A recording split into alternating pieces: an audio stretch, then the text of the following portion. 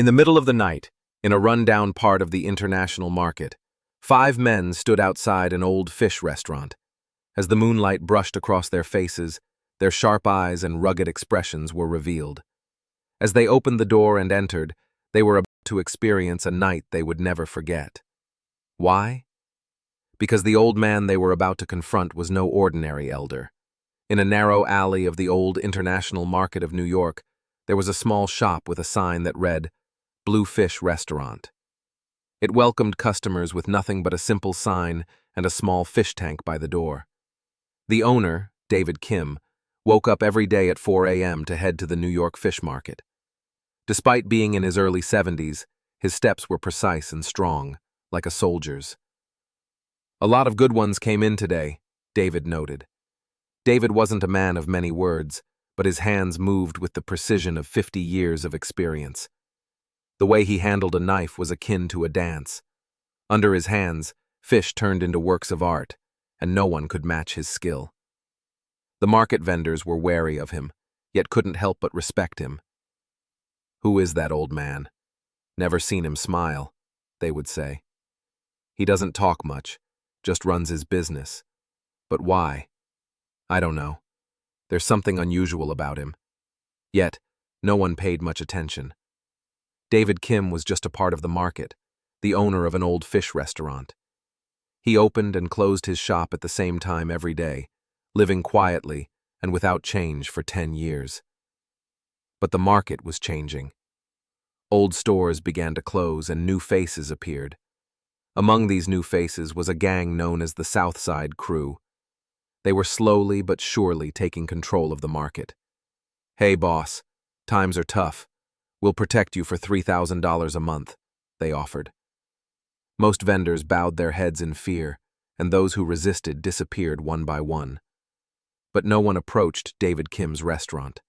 Or rather, they didn't feel the need to. After all, his old fish restaurant didn't attract many customers. But that was about to change.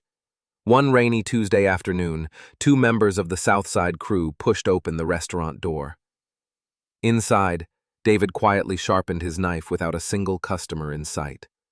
"Boss, if you want to do business here, you have to play by the rules. We'll protect you," they said. David slowly raised his head and looked at them. There was no fear or agitation in his eyes. "No need. Leave." Just 3 words. They exchanged glances, baffled by his reaction. "Do you know who we are, old man? Don't joke with us," one of them said. David resumed sharpening his knife, as if they didn't exist. The thugs' faces turned red with anger. They overturned tables, smashed bottles, and wrecked the shop. "We'll be back tomorrow. You'd better have a proper answer then." After they left, David slowly stood up and began cleaning the broken glass. His expression remained unchanged, but deep in his eyes, something long dormant was awakening. The following morning, the market buzzed with rumors. News of the Blue Fish restaurant's destruction spread among the vendors. "That shop is done for. The Southside Crew has marked it. Better pack up and run, poor old man." "What can we do? We can't do anything about it." Contrary to everyone's expectations, David calmly cleaned up his shop and opened it as usual. The broken window was temporarily boarded up, but everything else was as it had always been. He continued to sharpen his knife and prepare fish quietly. People began to see him differently. Some thought he didn't understand the threat of the Southside Crew, while others whispered that he was too old to grasp reality. "Doesn't he have any fear? Or is he deaf?" "No. I saw what the Southside Crew did yesterday. They trashed his shop. Something's going to happen tonight. I'm closing my shop early." The rumor quickly reached the Southside Crew. At first, their boss, Mike Chang, laughed it off, but when he read the report his subordinates brought in, his eyebrows furrowed. "His name is David Kim, in his early 70s. Why is an old man like him resisting this way?" Chang opened his laptop, searched for something, and suddenly his expression hardened. On the screen was an old black-and-white photo of a young David Kim in military uniform. "Hey, send more people tonight. 5, no, 10. And tell them to be careful." As the sun set, the market began to close. A black van stopped in front of the Bluefish restaurant, and 5 burly men got out. Their expressions were solemn, unlike the previous day. They had orders to completely destroy the shop and teach the old man a lesson. "Hey, old man, what did you do to our guys yesterday?" Inside the shop, David was alone. He slowly put the cloth down and stood up. For the first time, a change was noticeable in his eyes. It was as if a beast long asleep had awakened, sharp and intense. "You've never been in a real fight, have you?" His voice was low and calm, but it carried an undeniable authority. The thugs hesitated for a moment, but then sneered. "What? Is the old man trying to scare us?" Before they could finish, it happened. It was like a hurricane. David's movements defied his age, fast, precise, and lethal. In just 10 seconds, the 5 thugs were on the floor. The vendors who witnessed the scene from the market were speechless with shock and fear. "Who is that man? Was he in the special forces or something?" The day after the incident, the international market was as calm as if a storm had passed. But within that calm was the tense silence before another storm. The vendors spoke endlessly about the events of the previous night. Those who saw the 5 Southside crew members being carried away in ambulances shared unbelievable accounts. "I saw it. The old man moved like the wind, and they couldn't even lay a hand on him." No way. How could a man in his early 70s do that? The Bluefish restaurant opened as usual. David continued to prepare fish quietly, as if nothing had happened the night before. But now, the way people looked at him had changed. Their eyes were filled with a mix of fear, respect, and curiosity. Mrs. Emma Park, who ran a Korean food stall, approached him cautiously. She had been in the market for over 30 years. "Thank you so much for yesterday. The Southside crew was giving us all such a hard time," she said. David paused and looked at her, his eyes reflecting decades of hidden sorrow. "I just didn't want anyone else to suffer," he replied. Emma sensed that there was something about his past that she didn't know. After she left, Mr. Tom Choi, who owned a stationery shop across the market, approached. "Were you in the military?" he asked. David's eyes flickered, memories long buried washing over him like a wave. The jungles of Vietnam, secret operations in North Korea, and the faces of lost comrades. "A long time ago," was his short reply. But Tom Choi understood. The rumor spread quickly, and by the end of the day, everyone in the market knew that David Kim had once been a member of the Special Forces. But that was only part of the story. That night, Mike Chang was in his office, sifting through old files. On his computer screen were declassified military records. "David Kim, Special Forces, Covert Operations Agent," he read. Mike's face turned pale. "Send everyone, now. This old man isn't just anybody." Meanwhile, at the Bluefish restaurant, David took out an old wooden box. Inside was a faded photograph and a small medal. The photo showed a young David Kim, a beautiful woman, and a smiling little girl. "Lucy, Anna, it seems like I must fight again," he murmured. 25 years ago, David lost everything. His identity was exposed during a covert mission, and the enemy's revenge was brutal. While he was carrying out his duties, his family was taken from him. Afterward, David left everything behind and came to this market to live quietly. But now, it seemed he had to fight again. He retrieved a small key hidden beneath the box and unlocked a secret compartment under the floor. Inside were old but perfectly maintained equipment. Night fell deeper. The international market was shrouded in darkness, but within that darkness, 2 forces were preparing to collide. At 2 a.m., the market was enveloped in deep darkness. Normally, David would have already left for the fish market by this time, but today was different. He waited quietly inside his shop. Under the streetlight filtering through the window, his eyes regained the sharpness of 30 years ago, the sharpness of the front lines. At 3:15 a.m., 3 black vehicles appeared at the market entrance. Nearly 20 men got out, all dressed in black and armed with various weapons. Mike Chang stood at their forefront, a mix of anger and fear on his face. Tonight we take down that old man. No matter what, we go to the end. Got it?" His subordinates nodded. They approached the Bluefish restaurant slowly, like a pack of wolves surrounding their prey. But they didn't realize they were the prey. Across the market, Mrs. Jane Lee, who had just arrived to prepare her food stall, witnessed the scene. She quickly hid. "Oh no, they're heading for the Bluefish restaurant," she thought. Her hands trembled as she considered calling the police, but she hesitated. There were rumors of the Southside crew's connections with the police.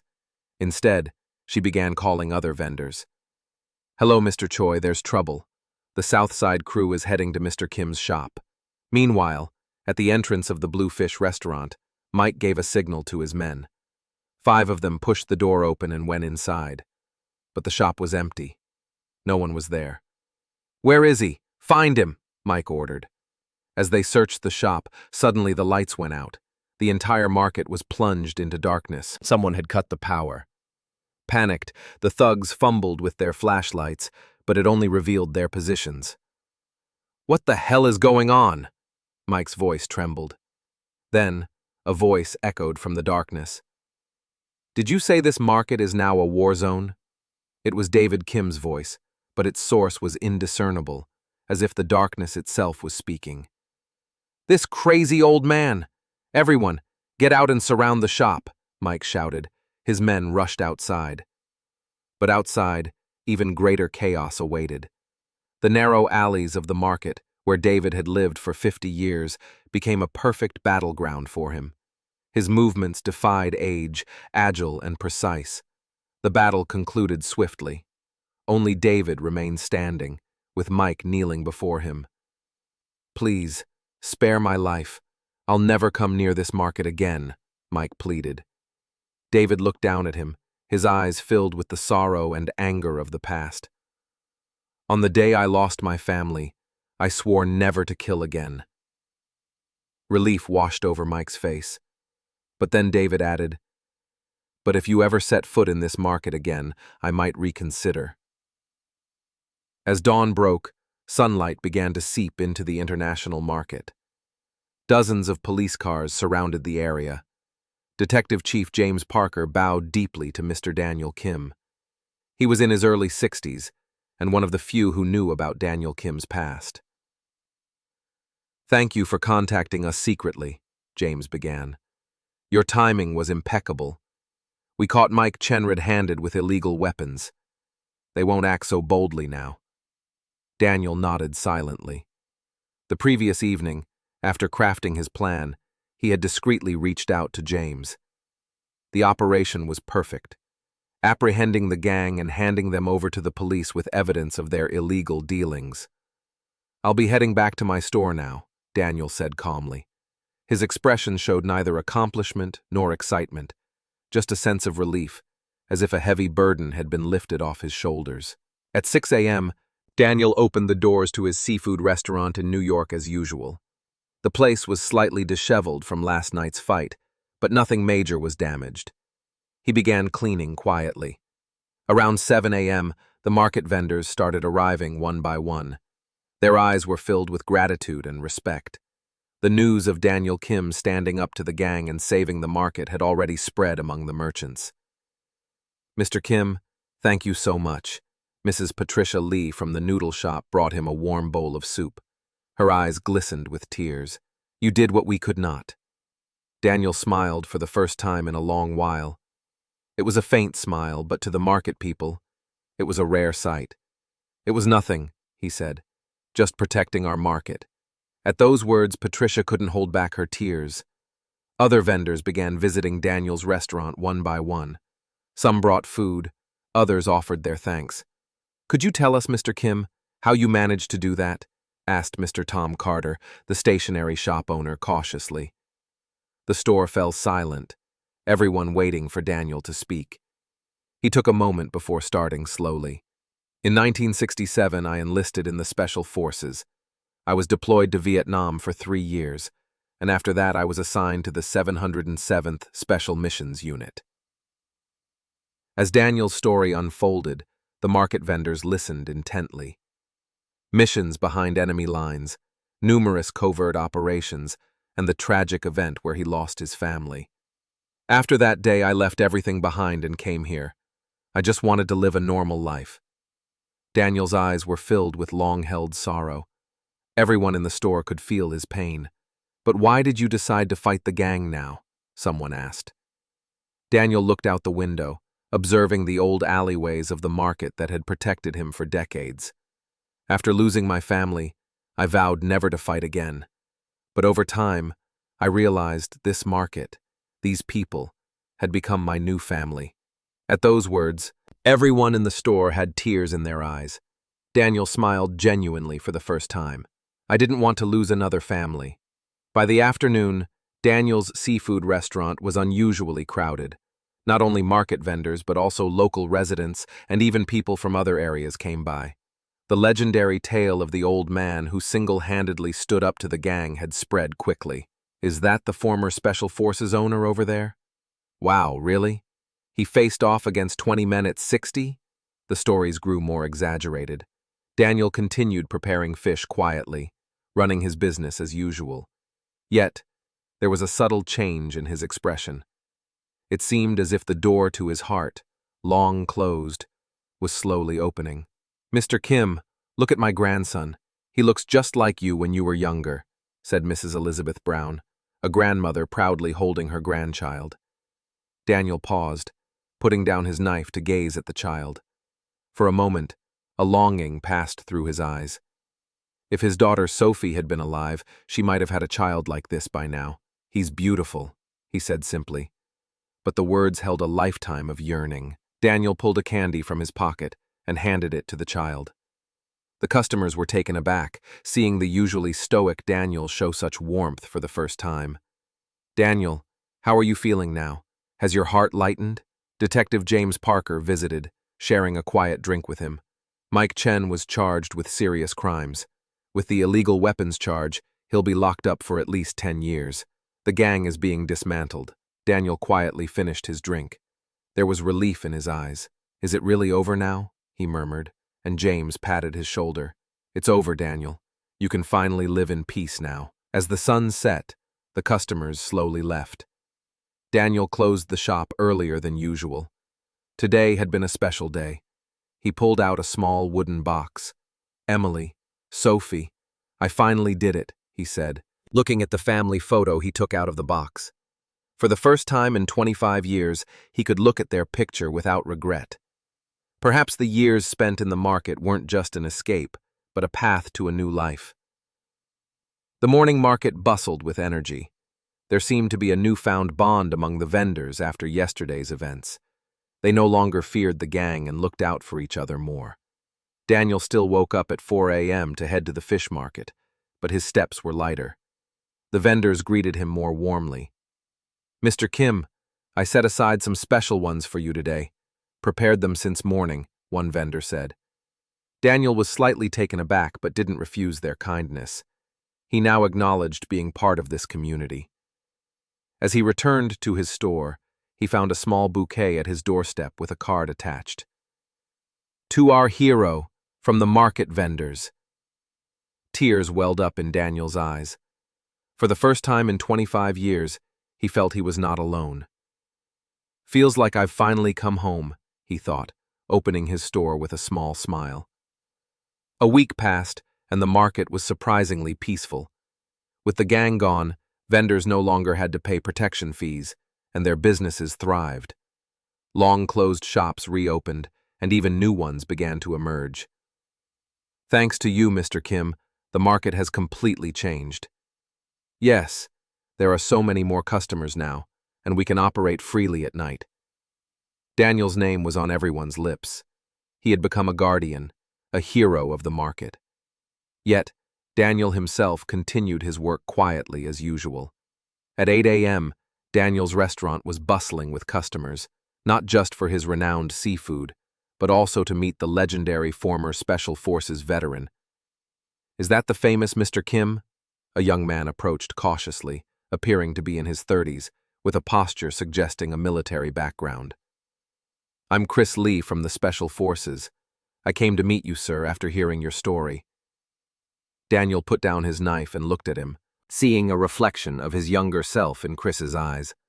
"More people like you are coming to see me," Daniel said calmly, but there was warmth in his voice. He gestured for Chris to sit, and they shared stories about the past and present of the Special Forces, their missions and experiences. "Sir, would you consider visiting our unit sometime? You'd be an inspiration to the younger soldiers." Daniel pondered for a moment. He had kept his past well hidden, but now things were different. There was no need to hide anymore, and if his experiences could help others, why not? "I'll think about it," he replied, not entirely dismissing the idea. Chris thanked him joyfully and left. Later that afternoon, Daniel received another visitor, the head of the Market Vendors Association, Mr. John Mitchell. "Mr. Kim, could I have a moment of your time?" John sat across from Daniel with a serious expression. "We've held a meeting to discuss how much you've done for the market. We wanted to show our appreciation." He placed an envelope on the table. All the vendors chipped in a little. Daniel shook his head. "That's not necessary. I just protected my store, my home." John smiled knowingly. "We thought you'd say that. But can I make another suggestion? We have a small gathering every month. We'd love for you to join us." Daniel hesitated. He had always been alone, and he was comfortable that way. But now, he felt ready to embrace change. "I'll come by," he said, and John's face lit up with gratitude. "Thank you so much. We'll see you next Wednesday evening." After John left, Daniel gazed out the window. The market was busy as ever, but now there was warmth in the chaos. He smiled, feeling genuine peace for the first time in 25 years and looking forward to a new beginning. That night, Daniel slept soundly for the first time in a long while. In his dreams, he saw his wife, Emily, and daughter, Sophie, smiling warmly at him. "You're doing well, love. Dad, you look truly happy now." When he awoke, tear stains marked his face, but they were tears of liberation and hope for the future, not sorrow. The summer in New York gradually gave way to autumn, and the market was transforming. Old signs were replaced, outdated facilities improved, and the faces of the vendors were lively once more. Daniel's seafood restaurant had changed a bit too. The old tables and chairs were replaced, and a small aquarium was added. The essence of the restaurant remained unchanged, though. Daniel's knife skills were still the best in New York, and his seafood was unmatched. "Mr. Kim, you're busy as ever," Detective James Parker remarked as he visited. He now made it a point to visit Daniel weekly, sharing a drink with him. They didn't need many words to understand each other. Mike Chen's trial concluded. He got 12 years. "The gang is completely dismantled," James reported. Daniel nodded quietly. For him, the gang incident was now a thing of the past. He was more focused on the future. "Have you heard the rumors?" James asked with a hint of amusement. Daniel looked at him curiously. "The mayor of New York wants to meet you. They're considering you as an advisor for the market redevelopment project." Daniel couldn't hide his surprise. His life kept taking unexpected turns. "I'm just a seafood vendor," he mumbled, and James chuckled. "You still don't see it, do you? You're more than just a vendor now. You're a hero of the market. People need a hero's story." Daniel looked out the window at the lively market outside his store. Laughter and vibrant life filled the air. For the first time, he realized that all of this was open to him too. The next morning, John Kim started a different routine than he had in a long time. Instead of heading straight to the fish market, he took a slow walk around every corner of the marketplace. He had lived in this market for over 50 years, but he had never walked around so leisurely. "Good morning, Mr. Kim." "Oh, Mr. Kim, have some of this delicious treat." "Mr. Kim, could you hold our baby for a moment? We think he'll grow up healthy with a bit of your energy." Wherever he went, people greeted John Kim warmly. At first it felt awkward, but gradually he began to respond naturally to such attention. And more than anything, he felt a true sense of belonging for the first time. In the afternoon, John Kim made a special decision. He hung a sign on his shop door that read, "Closed today," and took an old wooden box with him as he left.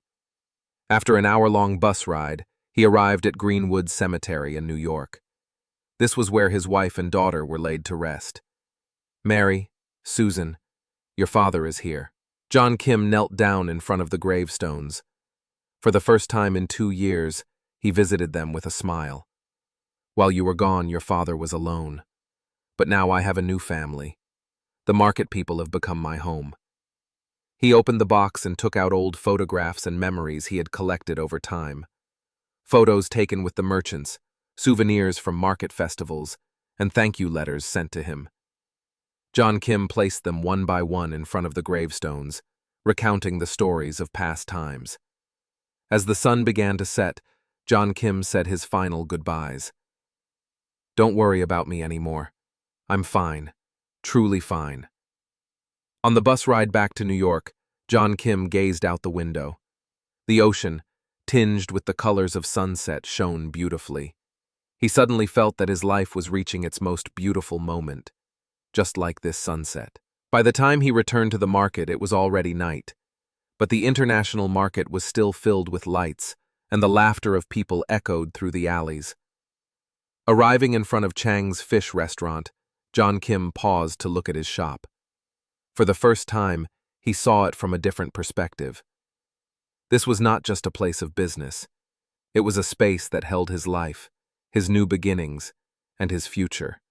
"Ah, Mr. Kim, you're back," said Sam, the market guard, greeting him warmly as he made his rounds.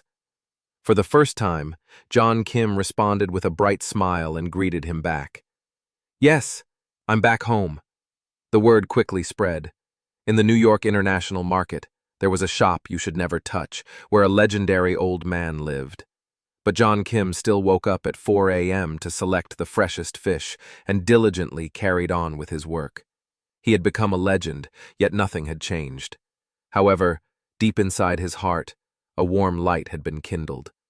Overcoming the sorrow of losing his family, he found a new family. And within that family, he finally found his place. As the evening glow stretched long over the market alleys, the screen gradually darkened.